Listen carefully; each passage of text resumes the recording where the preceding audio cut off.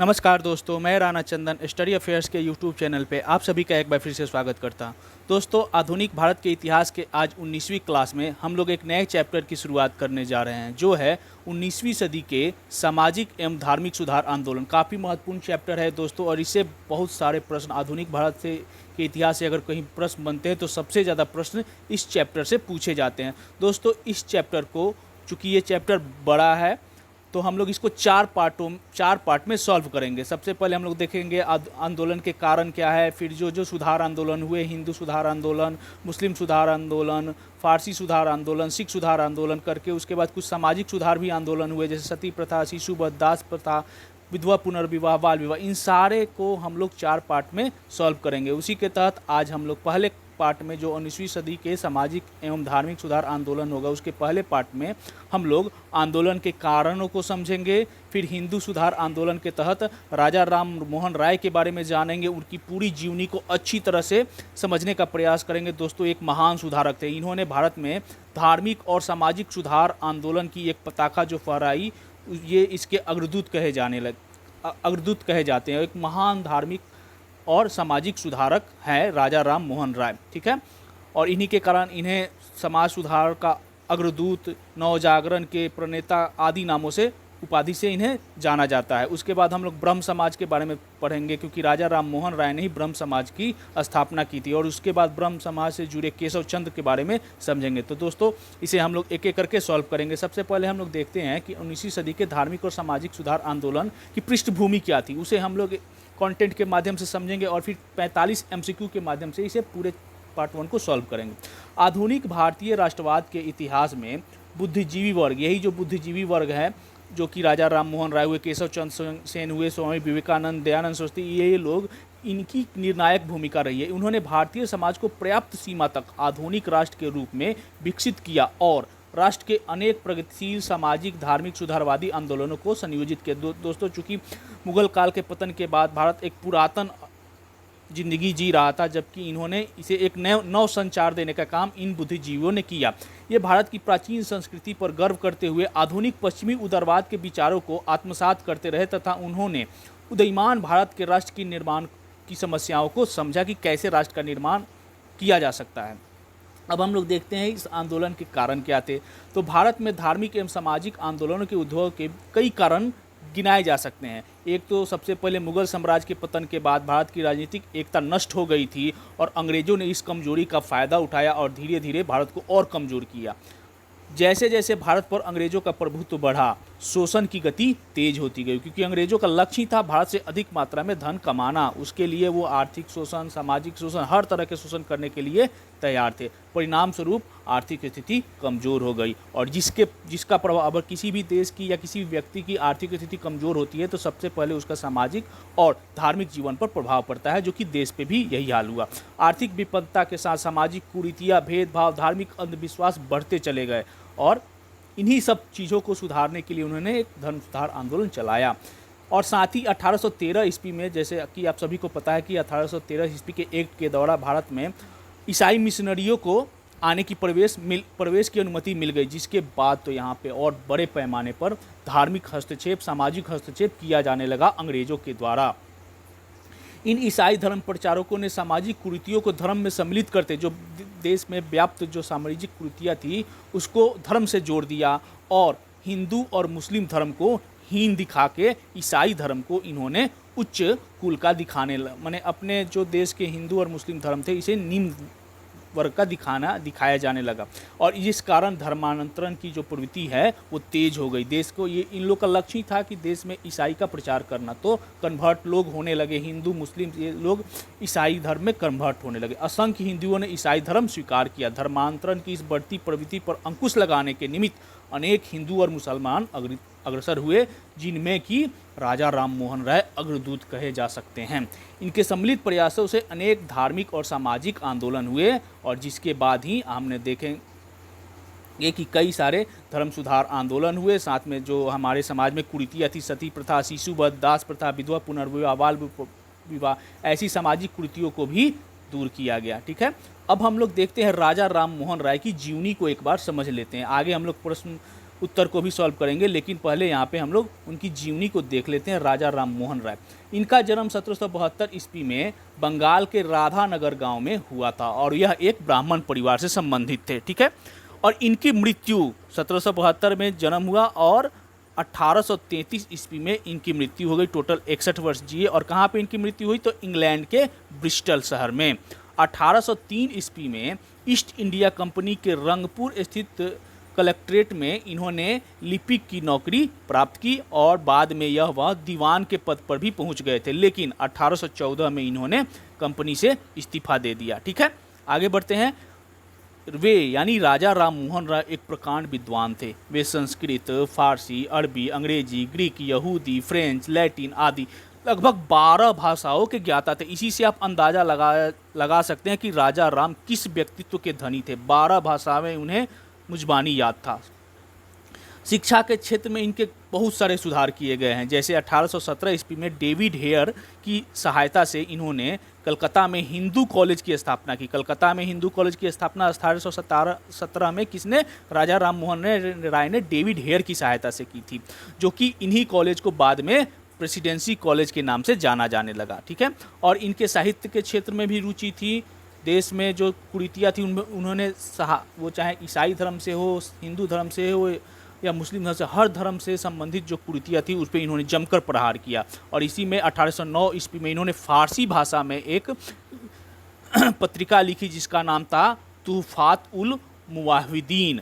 इस पत्रिका में उन्होंने फारसी भाषा में लिखा था। और 1821 ईस्वी में इन्होंने बंगाली भाषा में प्रथम साप्ताहिक पत्रिका, जो बंगाली भाषा की प्रथम जो साप्ताहिक पत्रिका थी संवाद कौमुदी, उसका शुभारंभ 1821 में किया। फिर 1822 ईस्वी में इन्होंने फारसी भाषा में ही मिरातुल अखबार पत्रिका का प्रकाशन भी आरंभ किया। 1820 ईस्वी में इन्होंने प्रिसेप्ट्स ऑफ जीसस, जो कि काफ़ी विवादित पुस्तक है, उसका भी प्रकाशन किया। वैदिक ज्ञान विज्ञान के अध्ययन हेतु इन्होंने वेद मंदिर नामक एक अन्य पत्र का भी संचालन किया। तो इनके द्वारा लिखी जो पत्र पत्रिकाएं और पुस्तक कौन थे?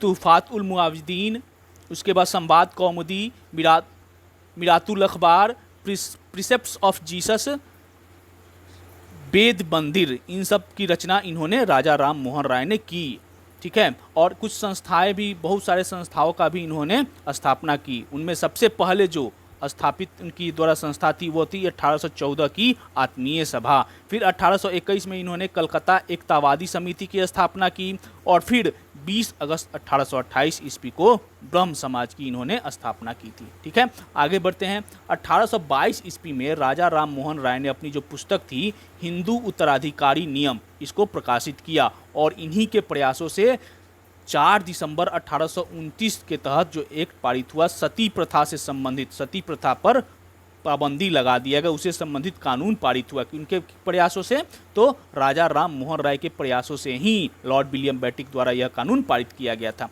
1831 ईस्वी में तत्कालीन मुगल बादशाह, उस समय के जो मुगल बादशाह से कौन?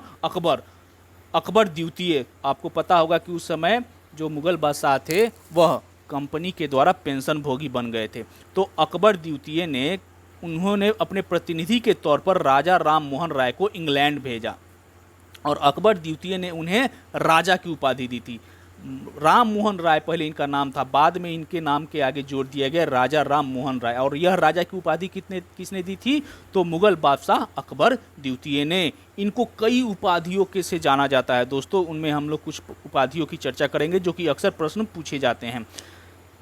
भारत के नवजागरण के अग्रदूत किन्हें? तो राजा राम मोहन राय को। सुधार आंदोलन के प्रवर्तक राजा राम मोहन राय को। अतीत और भविष्य के मध्य सेतु राजा राम मोहन राय को कहा जाता है।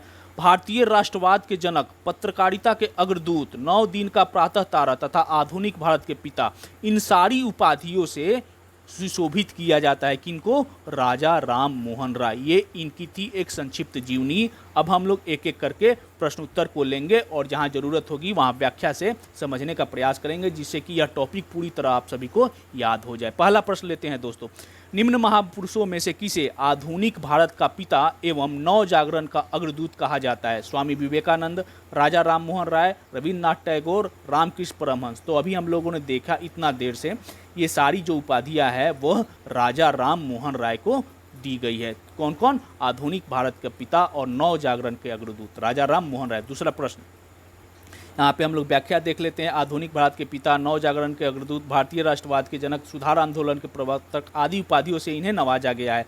ये उनकी जीवनी के बारे में हम लोग पढ़ चुके हैं। 22 मई 1772 को बंगाल के हुगली जिले के राधानगर गांव में उनका जन्म हुआ था और उनके पिता का नाम था रमाकांत, जो कि एक बंगाली थे और वहाँ के नवाब के यहाँ, बंगाल के नवाब के यहाँ कार्य करते थे।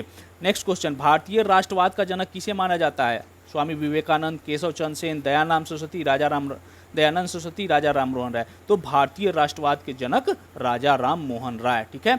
नेक्स्ट क्वेश्चन, निम्नलिखित में से कौन सी उपाधि राजा राम मोहन राय से संबंधित नहीं है? पत्रकारिता का अग्रदूत, तो उनको यह उपाधि दी गई है। अतीत और भविष्य के मध्य सेतु, ये भी उनकी उपाधि है। भारतीय राष्ट्रवाद के जनक, ये भी उनकी उपाधि है। 9 दिन का प्रातः तारा, ये भी उनकी उपाधि है। तो उपरोक्त सभी संबंधित है, तो उपरोक्त सभी उपाधियां राजा राम मोहन राय से संबंधित है, इसलिए सही उत्तर हो जाएगा ऑप्शन ई। नेक्स्ट क्वेश्चन, राजा राम मोहन राय की प्रारंभिक शिक्षा कहाँ हुई थी?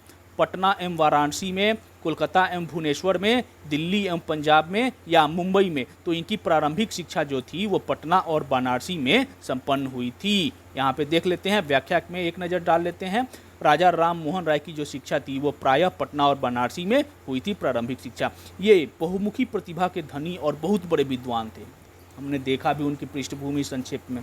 वे 12 भाषाओं के ज्ञाता थे। 16 वर्ष की आयु में इनकी जो आस्था थी वो मूर्ति पूजा से हट गई और इन्होंने 1809 ईस्वी में फारसी भाषा में तुहफात उल मुआहिदीन अर्थात एकेश्वरवादियों का उपहार, गिफ्ट ऑफ मोनोथेइस्ट नामक पुस्तक में मूर्ति पूजा का खंडन भी किया। मात्र 16 वर्ष की अवस्था में इनका मूर्ति पूजा से विश्वास उठ गया था, तो इस पुस्तक में उन्होंने मूर्ति पूजा का जबरदस्त खंडन किया, जिस कारण से कुपित होकर इनके पिता इन्हें घर से निकाल दिए। वो इसको नालायक समझने लगे इनके पिता और इनको बोलते थे मूर्ति में जब आस्था ही नहीं तो उनको घर से निकाल दिए। कई वर्षों तक घर से दूर रहकर विभिन्न स्थानों पर यात्रा की और इस दौरान उन्होंने नेपाल भी गए, जहाँ उन्होंने बौद्ध दर्शन का ज्ञान प्राप्त किया। 1803 ईस्वी में अपने पिता की मृत्यु के बाद यह कंपनी जो है ईस्ट इंडिया कंपनी, उसमें जॉन डिग्बी के दीवान बने और 1804-14 ईस्वी तक कार्य के पहले क्लर्क की नौकरी की और उसके बाद दीवान के पद तक गए और 1814 ईस्वी तक 1803 से 1814 ईस्वी तक कंपनी के अधीन कार्य किया। 1814 में इन्होंने आत्मीय सभा, सबसे पहले कोई संगठन स्थापित किया, आत्मीय सभा 1814 में। 1816 में इन्होंने विधान सोसाइटी तथा 1821 में कलकत्ता यूनिटेरियन कमेटी की स्थापना की। ठीक है, इनको याद रखिएगा दोस्तों, व्याख्या काफ़ी महत्वपूर्ण होता है। 1814 में आत्मीय सभा, 1816 में विधान सोसाइटी और 1821 ईस्वी में कलकत्ता यूनिटेरियन कमेटी। यह किसके द्वारा स्थापित है? तो राजा राम मोहन के द्वारा। 1820 ईस्वी में इन्होंने बाइबिल के आधार पर एक किताब प्रकाशित की जिसका नाम था प्रिसेप्ट्स ऑफ जीसस, और इस पुस्तक का प्रकाशन 1823 ईस्वी में जॉन डिग्बी के प्रयासों से हुआ। जॉन डिग्बी कौन? तो जिनके यहाँ वे कार्य करते थे 1803 ईस्वी से 1814 ईस्वी तक उन्होंने कार्य किया। उन्हीं के प्रयासों से 1814-23 ईस्वी में लंदन में यह पुस्तक प्रकाशित हुई। बाइबिल पर आधारित थी, प्रिसेप्ट्स ऑफ जीसस, जिसकी रचना इन्होंने 1820 में की थी। नेक्स्ट क्वेश्चन, निम्नलिखित में से किस भारतीय महापुरुष को अरबी, फारसी, संस्कृत सहित लगभग 12 भाषाओं का ज्ञान प्राप्त था? तो वह एकमात्र थे। कौन? तो राजा राम मोहन राय। नेक्स्ट क्वेश्चन, तुहफात उल मुआहिदीन नामक पुस्तक किसने लिखी थी? केशव चंद्र सेन, राजा राम मोहन राय, दयानंद सरस्वती, सर सैयद अहमद खां। तो राजा राम मोहन राय ने तुहफात उल मुआहिदीन पुस्तक 1809 ईस्वी में लिखी थी। नेक्स्ट क्वेश्चन, राजा राम मोहन राय ने मूर्ति पूजा के विरोध में और एकेश्वरवाद के समर्थन में कौन सा ग्रंथ लिखा? तो अभी हम लोगों ने देखा था, तुहफात उल मुआहिदीन नामक ग्रंथ उन्होंने लिखा था। किस वर्ष राजा राम मोहन राय ने कंपनी के दीवान बने? तो हमने देखा 1803 ईस्वी में वह कंपनी के दीवान बने जॉन डिग्बी के अधीन। नेक्स्ट क्वेश्चन, राजा राम मोहन राय द्वारा स्थापित प्रथम संस्था कौन थी? तो राजा राम मोहन राय ने 1814 ईस्वी में सबसे पहले आत्मीय सभा की स्थापना की थी। तो सही उत्तर हो जाएगा ऑप्शन बी, आत्मीय सभा। नेक्स्ट क्वेश्चन, 10वां प्रश्न, राजा राम मोहन राय द्वारा स्थापित निम्नलिखित संस्थाओं में से कौन सुमेलित नहीं है? हमने उसकी संस्थाओं और वो किस वर्ष स्थापित की गई राजा राम मोहन के द्वारा, इसे देखना है। आत्मीय सभा 1814, तो ये सही है, हम लोगों ने व्याख्या में देखा था। वेदांत सोसाइटी 1816, ये भी सही है। कोलकाता यूटेरियंस कमेटी 1821, ये भी सही है। ऑप्शन डी है सभी सुमेलित है, तो डी उत्तर सही होगा, सभी सुमेलित है। नेक्स्ट क्वेश्चन, प्रिसेप्ट्स ऑफ जीसस नामक पुस्तक की रचना किसने की थी? विवेकानंद, राजा राम मोहन राय, जॉन डिग्बी, स्वामी दयानंद सरस्वती। तो प्रिसेप्ट्स ऑफ जीसस बाइबिल पर आधारित पुस्तक थी जो कि राजा राम मोहन राय की रचना है। नेक्स्ट क्वेश्चन, राजा राम मोहन राय द्वारा ब्रह्म समाज की स्थापना कब की गई थी? 1816 में, 1820 में, 1828 में, 1830 में। तो राजा राम मोहन राय द्वारा ब्रह्म समाज की स्थापना 1828 में की गई थी। अब हम लोग देखते हैं व्याख्या यहाँ पे। उनके सहयोगी यानी राजा राम मोहन राय के सहयोगी थे ताराचंद चक्रवर्ती और चंद्रशेखर देव ने बात करते के दौरान इनसे एक पृथक अलग पूजा स्थल जो न हिंदू से प्रेरित हो और न ही ईसाई हो पर चर्चा की, इसे स्थापना करने की चर्चा की, जिसके फलस्वरूप 20 अगस्त 1828 ईस्वी को राजा राम मोहन राय ने ब्रह्म समाज की स्थापना की। प्रारंभ में ब्रह्म समाज को ब्रह्म सभा कहा गया, जिसे बाद में ब्रह्म समाज के नाम दिया गया। बाद में यह ब्रह्म समाज से ही प्रसिद्ध हुआ। ठीक है, 20 अगस्त 1828 ईस्वी को।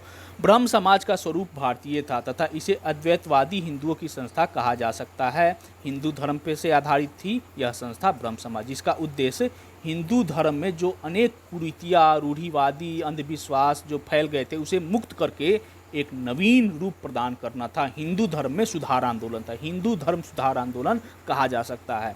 इस संस्था यानी ब्रह्म समाज जो संस्था थी वह मूर्ति पूजा, अवतारवाद, बहुदेववाद, पुरोहितवाद आदि का खंडन किया। मूर्ति पूजा का तो शुरू से ही इन्होंने विरोध किया था, जिसके कारण इनके पिता ने इसे घर से निकाल दिया था।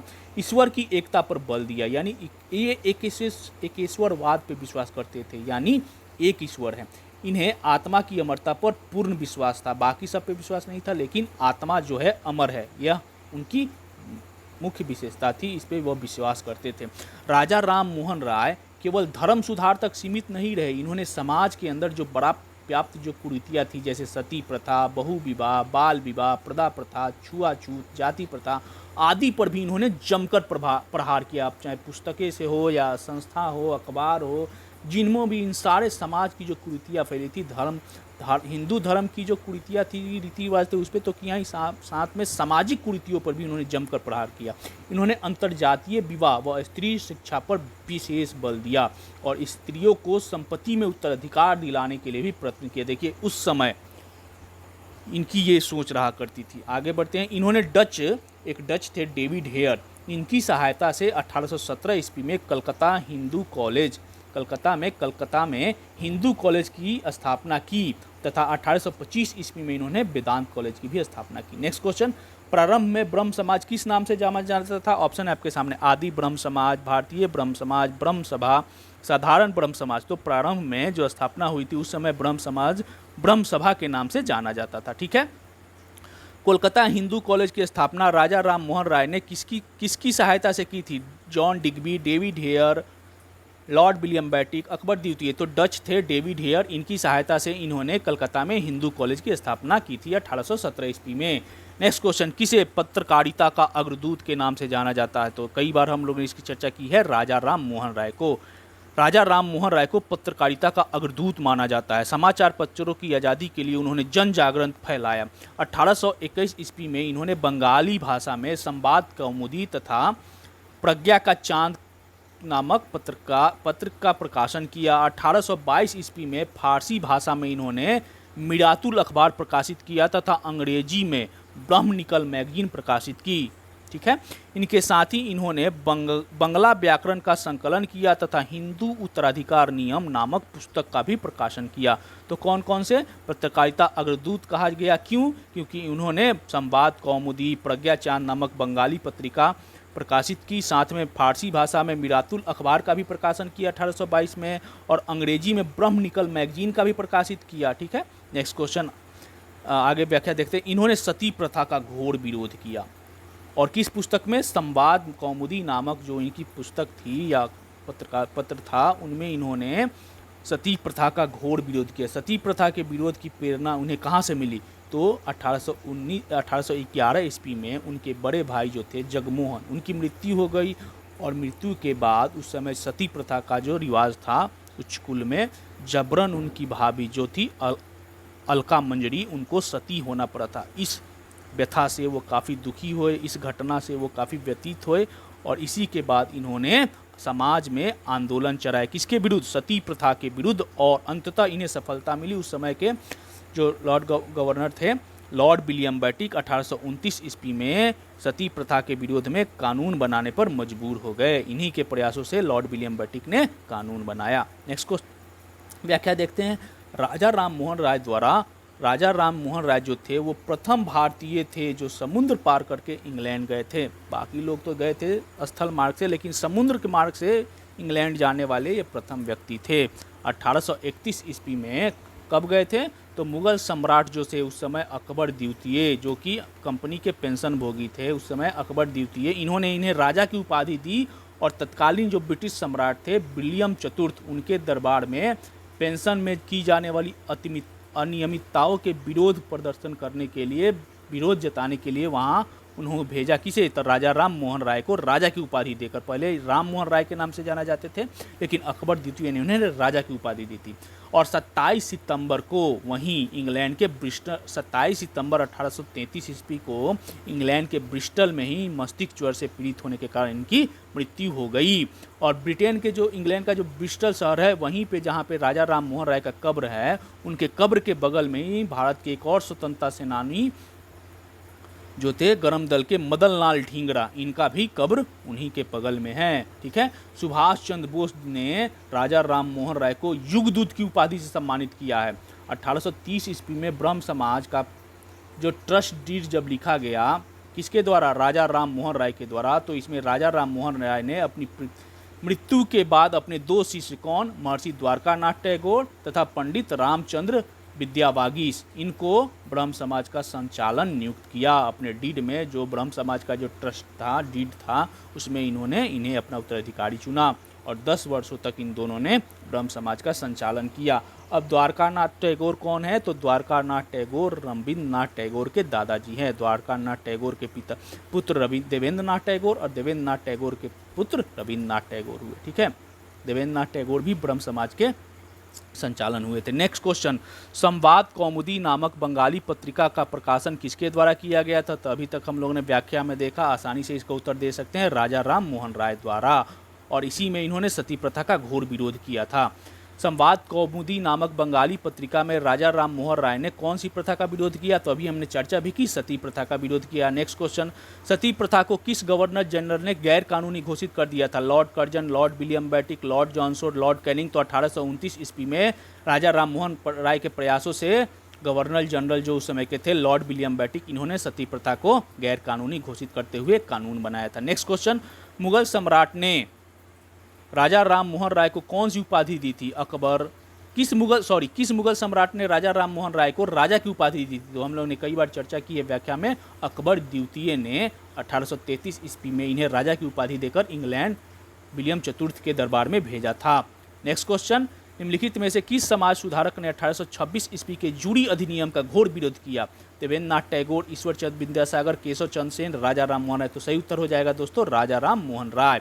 मुगल सम्राट अकबर द्वितीय ने किस ब्रिटिश सम्राट के दरबार में राजा राम मोहन राय को भेजा था? तो अभी पिछले प्रश्न की व्याख्या में हमने इसकी चर्चा की थी। किसे? तो विलियम चतुर्थ के दरबार में। उस समय ब्रिटेन का सम्राट कौन था? विलियम चतुर्थ। उन्हीं के दरबार में राजा राम मोहन राय को अकबर द्वितीय ने राजा की उपाधि देकर भेजा था और समुद्र मार्ग से इंग्लैंड जाने वाले प्रथम भारतीय थे। राजा राम मोहन राय की समाधि कहाँ है? तो इंग्लैंड के ब्रिस्टल शहर में है। नेक्स्ट क्वेश्चन, राजा राम मोहन राय से मद्रास के किस विद्वान ने मूर्ति पूजा के प्रश्न पर सत्यार्थ किया था? सुब्रमण्यम शास्त्री, तारानंद चक्रवर्ती, चंद्रशेखर देव, इनमें से कोई नहीं। तो याद रखिएगा दोस्तों, सुब्रमण्यम शास्त्री से इनका शस्त्रार्थ हुआ था। कहाँ पे? मद्रास के विद्वान से। किस महापुरुष ने राजा राम मोहन राय को युगदूत की उपाधि से विभूषित किया था? तो स्वामी दयानंद सरस्वती, सुभाष चंद्र बोस, रामकृष्ण परमहंस, सी राजा गोपालाचारी। तो सुभाष चंद्र बोस ने राजा राम मोहन राय को युगदूत की उपाधि दी थी। नेक्स्ट क्वेश्चन, आधुनिक भारत के प्रथम मिशनरी आंदोलन की उपमा किस आंदोलन को प्रदान की गई है? तो ब्रह्म समाज को यह उपमा प्रदान की गई है। नेक्स्ट क्वेश्चन, 1821 ईस्वी में कलकत्ता में यूनिटेरियन यानी एकेश्वर मिशन की यूनिटेरियन कलकत्ता यूनिटेरियन मिशन की स्थापना किसने की थी? दयानंद सरस्वती, विवेकानंद, रामकृष्ण परमहंस, राजा राम मोहन राय। तो 1821 ईस्वी में किन्होंने राजा राम मोहन राय ने कलकत्ता यूनिटेरियन मिशन की स्थापना की थी।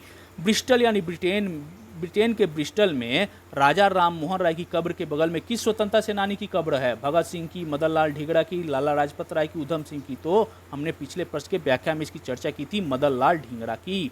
राजा राम मोहन यहाँ पे व्याख्या देख लेते हैं। राजा राम मोहन राय की मृत्यु के पश्चात ब्रह्म समाज का नेतृत्व महर्षि द्वारकानाथ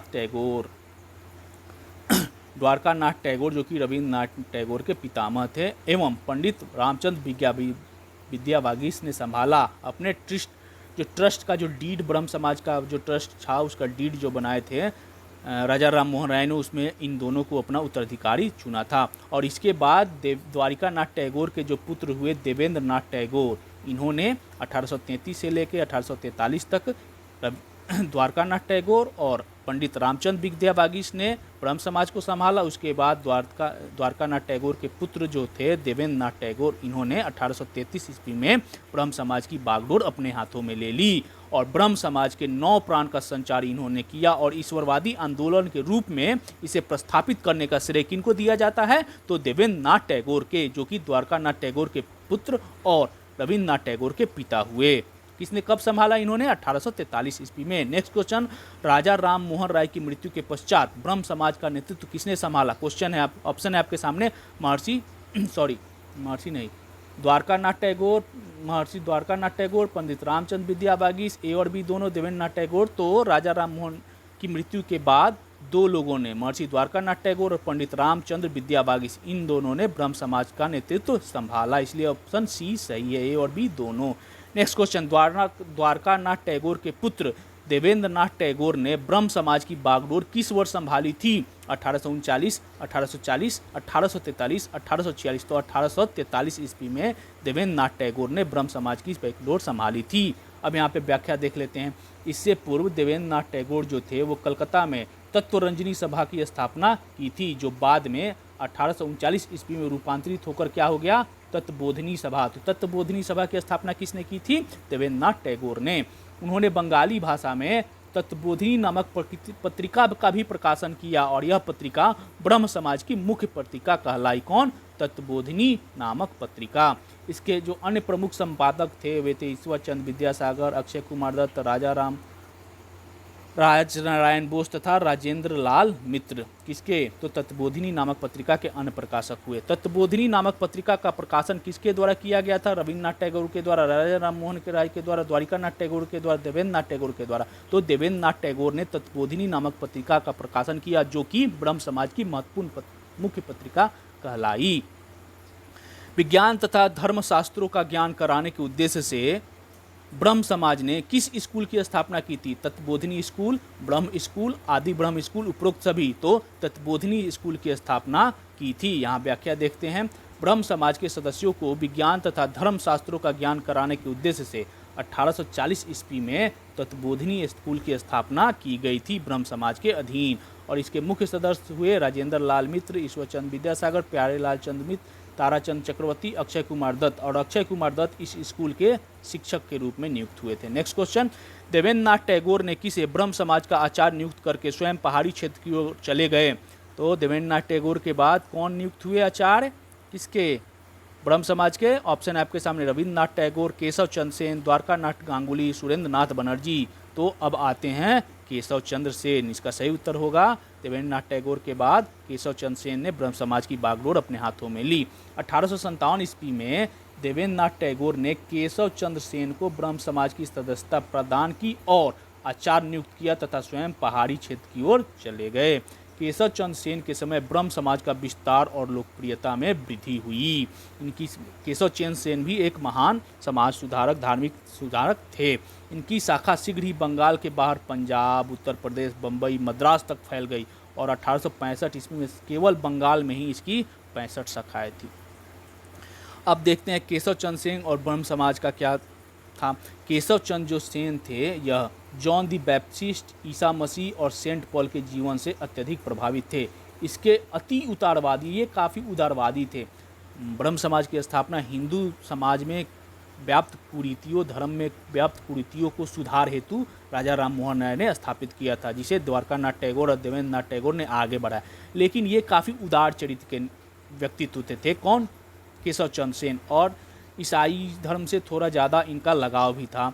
तो अपने उदार व्यक्तित्व के कारण जो था, ब्रह्म समाज में ईसाई, मुस्लिम, पारसी आदि धर्म की पुस्तक पाठ भी किया जाने लगा, चूँकि ये संस्था ही बनाया गया था हिंदू धर्म के सुधार के लिए, जिसके कारण 1866 ईस्वी में उनका देवेंद्र नाथ टैगोर से फिर टकराव हो गया। 57 में जो चले गए थे वो पहाड़ी क्षेत्रों में, वो फिर आए और इनसे डायरेक्ट मुंह मोड़ लिया। और चूँकि ट्रस्टी थे देवेंद्र नाथ टैगोर, और इस ट्रस्टी होने के कारण उन्होंने मतभेद होने के कारण केशव चंद्र सेन को आचार्य पद की पदवी से क्या कर दिया? हटा दिया, पदच्युत कर दिया।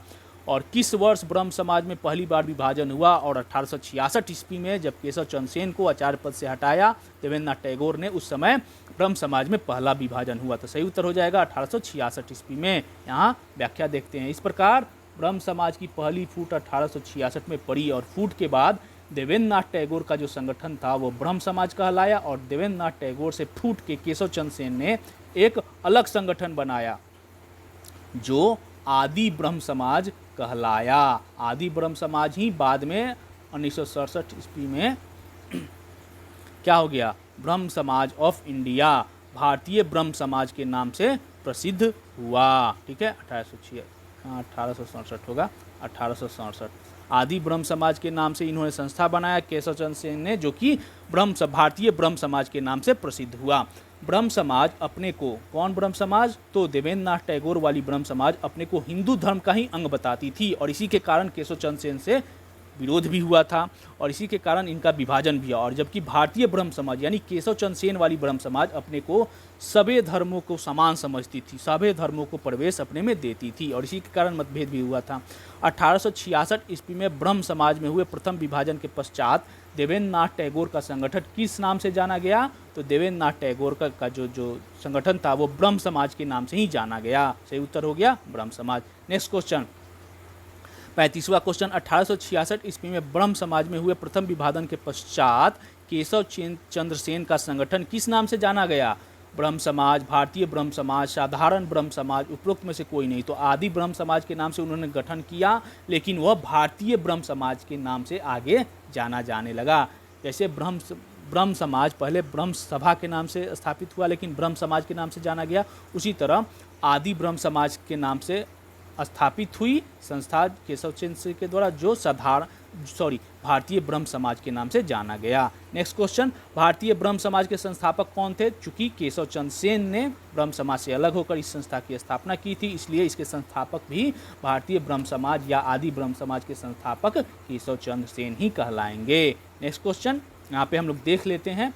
ब्रह्म समाज जो कि 1828 ईस्वी में राजा राम मोहन राय द्वारा स्थापित किया था, इसमें दो बार विभाजन हुए। प्रथम विभाजन 1866 ईस्वी में और दूसरा विभाजन 1800 उसके 12 वर्षों बाद 1878 ईस्वी में हुआ। आगे हम लोग देखेंगे। प्रथम विभाजन के बाद तो देवेंद्र नाथ टैगोर के पास जो संस्था रही वो ब्रह्म समाज कहलाई, और केशव चंद्र सेन ने जो नए संगठन की स्थापना की वह भारतीय ब्रह्म समाज के नाम से जानी गई। और भारतीय ब्रह्म समाज, केशव चंद्र सेन वाला जो भारतीय ब्रह्म समाज था वह 1878 ईस्वी में केशव चंद्र सेन के एक गलत निर्णय के कारण इसमें फिर से विभाजन हुआ 1878 ईस्वी में, और द्वितीय विभाजन के बाद भारतीय ब्रह्म समाज से अलग होकर एक नई संस्था बनी साधारण ब्रह्म समाज। आनंद मोहन बोस ने इसकी स्थापना की, साधारण ब्रह्म समाज 1878 ईस्वी में। बाल विवाह प्रथा को नियंत्रित करने हेतु 1872 ईस्वी में सिविल मैरिज एक्ट में लड़कियों के विवाह की न्यूनतम उम्र निर्धारित किया गया था। कितना किया गया था? 14 वर्ष, 16 वर्ष, 18 वर्ष, 12 वर्ष। तो सही उत्तर हो जाएगा दोस्तों 14 वर्ष। और इस लड़कियों के इस बाल विवाह को रोकने में काफ़ी केशव चंद्र सेन ने प्रयास किया था। उन्हीं के प्रयासों से सिविल मैरिज एक्ट पारित हुआ, जिसमें लड़कियों की उम्र जो थी, शादी की उम्र 14 वर्ष न्यूनतम कर दी गई। आचार्य केशव चंद्र सेन ने 1861 ईस्वी में इंडियन मिरर नामक अंग्रेजी में प्रथम भारतीय दैनिक का संपादन किया? अंग्रेजी में प्रथम भारतीय दैनिक कौन थी? Indian mirror. 1861 ईस्वी में आचार्य केशव चंद्र सेन। तथा मद्रास में वेद समाज और महाराष्ट्र में प्रार्थना समाज की स्थापना इनके प्रयासों से ही हुई। आगे के क्लास में हम लोग वेद समाज, महाराष्ट्र के और प्रार्थना समाज पर हम लोग विस्तार से चर्चा करेंगे। 1872 ईस्वी में इनके प्रयासों से यानी केशव चंद्र सेन के प्रयासों से ब्रह्म विवाह एक्ट पारित हुआ, जिसके द्वारा बाल विवाह तथा बहुपत्नी विवाह को अवैध घोषित कर दिया गया। और इसी के तहत सिविल मैरिज एक्ट में लड़कियों के विवाह की न्यूनतम उम्र कितना कर दी गई? 14 वर्ष निर्धारित कर दी गई। इंडियन मिरर नामक अंग्रेजी की प्रथम भारतीय दैनिक का संपादन कितने किया था? देवेंद्रनाथ टैगोर, केशव चंद्र सेन, द्वारिकानाथ टैगोर, राजा राम मोहन राय। तो सही उत्तर है दोस्तों 1861 ईस्वी में केशव चंद्र सेन के द्वारा। किनके प्रयासों से ब्रह्म विवाह एक्ट पारित हुआ, जिसके द्वारा बाल विवाह तथा बहुपत्नी विवाह को अवैध घोषित कर दिया गया? तो केशव चंद्र सेन के प्रयासों से। नेक्स्ट क्वेश्चन, ब्रह्म विवाह एक्ट किस वर्ष पारित हुआ था? 1866, 1862, 1872, 1876। तो 1872 ईस्वी में ब्रह्म विवाह एक्ट पारित हुआ था। किस वर्ष ब्रह्म समाज का दूसरी बार विघटन हुआ? हम लोगों ने देखा ब्रह्म समाज, जो कि भारतीय ब्रह्म समाज जो था, और दूसरी बार उसका विघटन हुआ कब? 1866, 1876, 1878, 1862। 1878 ईस्वी में केशव चंद्र सेन वाली भारतीय ब्रह्म समाज का विघटन हुआ 1878 ईस्वी में। और यहाँ पे हम लोग देखते हैं कि परंतु उन्होंने बाद में उन्हें ही इस एक्ट का उल्लंघन करते हुए जो व्याख्या था सिविल मैरिज एक्ट वाला, तो केशव चंद्र सेन के इस प्रयासों से ही पारित हुआ बाल विवाह एक्ट। लेकिन उन्होंने ही, किन्होंने? केशव चंद्र सेन ने ही इस एक्ट का उल्लंघन करते हुए अपनी अल्प आयु पुत्री का विवाह कूच बिहार के राजा से कर दिया गया, जिसके कारण इनकी प्रतिष्ठा को बहुत धक्का लगा। और फलतः और इन्हीं कारण से ब्रह्म समाज, जो भारतीय ब्रह्म समाज था केशव चंद्र सेन का, यह इसमें दोबारा विघटन हुआ। और युवा सदस्य आनंद मोहन बोस के नेतृत्व में 1878 ईस्वी में साधारण ब्रह्म समाज की स्थापना कर दी गई। और आनंद मोहन बोस साधारण ब्रह्म समाज के प्रथम अध्यक्ष चुने गए। ठीक है, ये था ब्रह्म समाज का दूसरा विभाजन। 1878 ईस्वी में किसके द्वारा साधारण ब्रह्म समाज की स्थापना की गई थी? आनंद मोहन बोस के द्वारा, शिवनाथ शास्त्री के द्वारा, विपिन चंद्र पाल के द्वारा, सुरेंद्र नाथ बनर्जी के द्वारा। तो आनंद मोहन बोस के द्वारा। प्रथम विभाजन 1866 ईस्वी में देवेंद्रनाथ टैगोर वाली संस्था रह गई ब्रह्म समाज, और केशव चंद्र सेन ने अलग होकर एक संस्था बनाया जिसे भारतीय ब्रह्म समाज के नाम से जाना गया। और उस संस्था में 1878 ईस्वी में फिर से विभाजन हुआ और एक नया साधारण ब्रह्म समाज आनंद मोहन बोस ने स्थापित किया। ठीक है, इंडियन रिफॉर्म एसोसिएशन की स्थापना किसने की थी? देवेंद्रनाथ टैगोर ने, केशव चंद्र सेन ने, द्वारिकानाथ टैगोर ने, राजा राम मोहन राय ने। तो इंडियन रिफॉर्म एसोसिएशन की स्थापना केशव चंद्र सेन ने की थी। केशव चंद्र सेन की मृत्यु पर किसने कहा था कि भारत ने अपना श्रेष्ठतम पुत्र खो दिया है? मैक्स मुलर ने, लॉर्ड डफलिन ने, स्वामी विवेकानंद ने, लॉर्ड कैनिंग ने। तो यह कथन मैक्स मुलर का है। ठीक है, केशव चंद्र सेन और ब्रह्म समाज के बारे में और कुछ देख लेते हैं। केशव चंद्र सेन ने स्त्री शिक्षा और पश्चिमी शिक्षा पर विशेष बल दिया। उन्होंने इंडियन रिफॉर्म एसोसिएशन की स्थापना की और 1884 ईस्वी में केशव चंद्र सेन की मृत्यु हो गई। और इनकी मृत्यु पर ही मैक्स मुलर जो थे वो उन्होंने कहा भारत ने अपना एक श्रेष्ठतम पुत्र खो दिया। अगला प्रश्न लेते हैं। निम्न वक्तव्यों पर आपको विचार करना है, कथन और कारण देना, उसके बाद नीचे दिए गए कूट से सही उत्तर चुना है। कथन क्या है? 19वीं सदी के सामाजिक धार्मिक आंदोलन के कारण भारत का आधुनिकीकरण हुआ। कथन है ये। कारण क्या था? सामाजिक धार्मिक आंदोलनों के मूल्यों में बुद्धिजीवीवाद, वैज्ञानिक दृष्टिकोण तथा अन्य ऐसे विचार थे जो आधुनिकता के आधार माने जाते थे। तो यही कारण था कथन के लिए। कूट चुनना है तो इसका सही उत्तर हम बता देते हैं दोस्तों, ऑप्शन बी, ए व आर दोनों सही है। और ए जो है कथन जो है वो कारण की सही व्याख्या करता है। नेक्स्ट क्वेश्चन, 19वीं सदी के धर्म एवं समाज सुधार आंदोलनों में जनसंख्या के किस वर्ग को मुख्यतः आकर्षित किया? बुद्धिजीवी वर्ग को 4 दिए गए हैं, उसके बाद आपको चुनना है कौन से वर्ग को आकर्षित किया। बुद्धिजीवी वर्ग 1 नंबर, 2 नंबर में नगरीय उच्च जाति या 3 नंबर में निर्धन स्वसाधारण वर्ग, 4 नंबर में उदार रजवाड़े। अब सही उत्तर का चयन करना है तो इसका सही उत्तर हो जाएगा दोस्तों चारों ही, 1, 2, 3 और 4। सभी वर्गों को समाज सुधार के आंदोलन 19वीं सदी के धर्म एवं समाज सुधार आंदोलन ने आकर्षित किया है। नेक्स्ट क्वेश्चन और आज का अंतिम प्रश्न है, ब्रह्म समाज के बारे में निम्नलिखित में से कौन सा कथन सत्य है? इसने मूर्ति पूजा का विरोध किया तो सही है दोस्तों, ब्रह्म समाज की स्थापना राजा राम मोहन राय ने की थी और उन्होंने मूर्ति पूजा का घोर विरोध किया था। धार्मिक ग्रंथों की व्याख्या के लिए इसने पुरोहित वर्ग को भी अस्वीकार किया, ये भी सही है। इसने इस सिद्धांत का प्रचार किया कि वेद त्रुटिहीन है, नहीं, ये कथन गलत है। केवल 1 और 2 ये कथन सही है। तो सही उत्तर हो जाएगा दोस्तों ऑप्शन बी 1 और 2। ठीक है, तो आज के लिए दोस्तों इतना ही। अगर वीडियो आपको अच्छा लगे तो चैनल को लाइक, शेयर और सब्सक्राइब जरूर कर लीजिएगा। धन्यवाद।